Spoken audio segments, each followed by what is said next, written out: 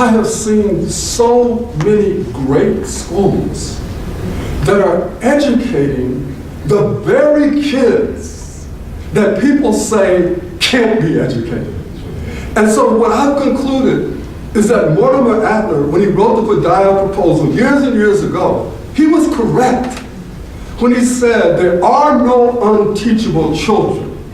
What there are adults who have not yet figured out how to teach them. And you know what the beauty of going in these schools is that when you go to a school where people are educating these kids from so-called dysfunctional families, and you can see the education taking place, what it tells you is you cannot say that it cannot be done.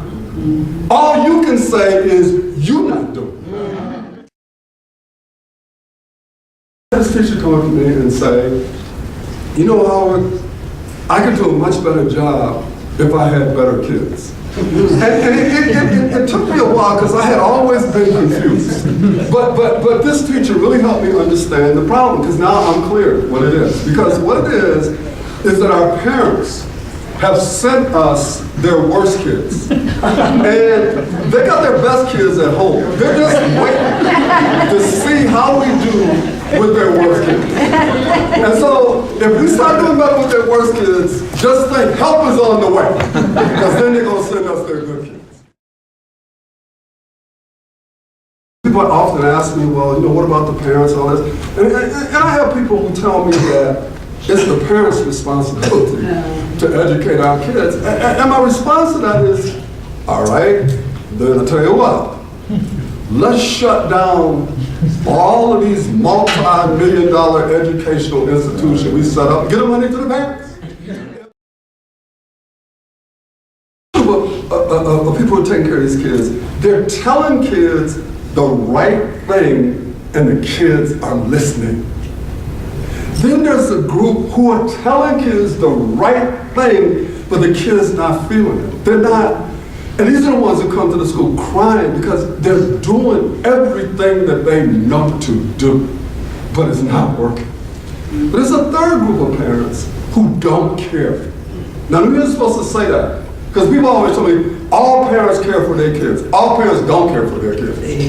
I know I ain't supposed to say it, I'm saying it. There's a group of people who do not care. But it's the fourth group that I've become more familiar with, and that's the group that's hostile to what we're trying to do. That's the parent who called up one of our young men and cursed him out on his cell phone, because he let me hear it. And she cursed him out because he wanted to go to college, and her thing was he thinks he's better than the rest of us.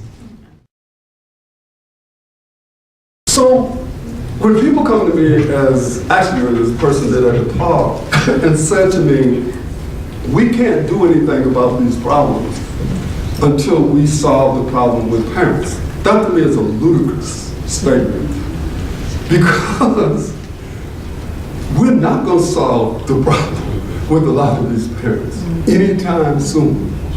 And it means, therefore, that we're going to have to educate these kids in spite of what it is that's happening there. And that in fact, we're giving some of our kids skills, and I hate to say this, for them to know how to fight against what their parents are saying to them, or the conditions that their parents are creating for them that they must live in. Now that's a hard statement to make. We should not have in America where only people with money can make choices for their children.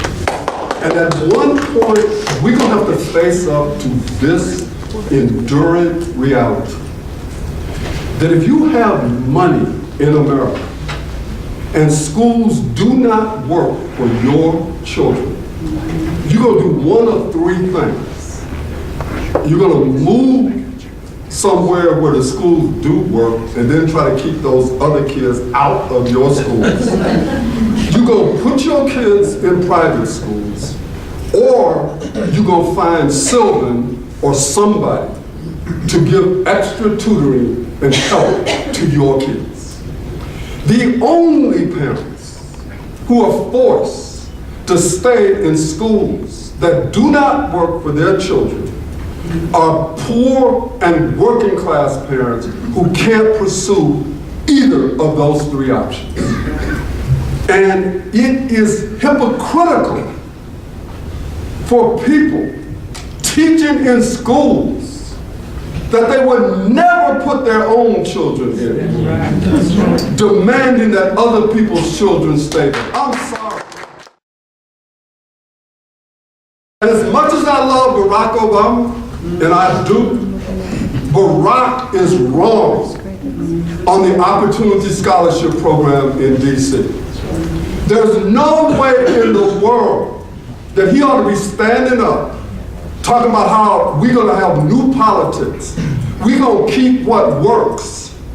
When you got a scholarship program that's allowing 1,700 poor kids to access schools, but yet he and his administration are opposing the continuation of this program. How can he do this when he and Michelle went to D.C., they didn't put their kids in the D.C. public schools, which they have a right to do as a parent, but they got the money to be able to put their kids in Sidwell Friends.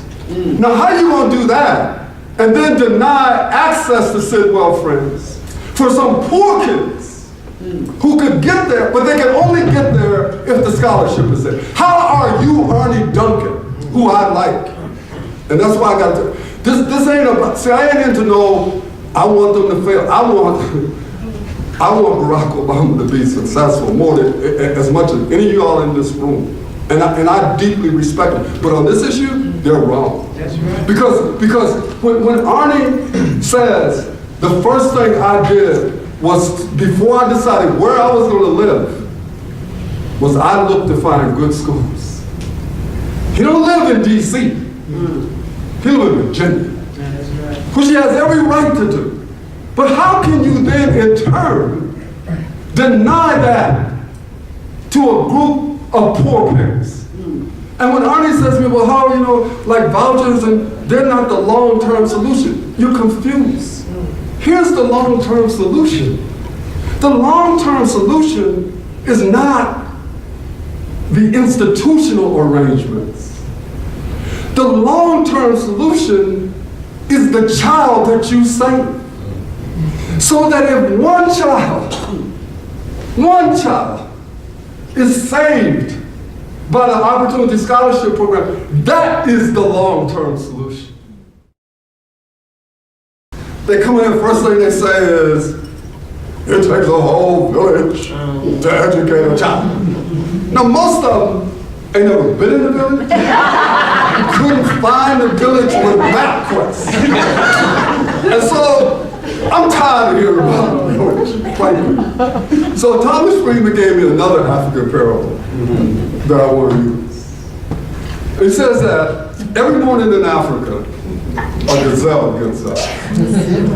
And the gazelle knows that if it can't run faster than the fastest lion, it's going to get killed. Every morning a lion gets up, knowing that if it can't run faster than the slowest gazelle, it's going to stop. Either way, when the sun comes up, they both start running. And what's happening is, every day in this world, when the sun comes up, there are young people running all over the world. They're running in Malaysia, they're running in China, they're running in India, they're running in Eastern Europe, they're running all over the world. And you know what? They are running faster than our best young people. And if they are running faster than our best young people, what chance do our kids have who can read, can write, can't compute, can't analyze, can't think? What chance are they going to have in this world?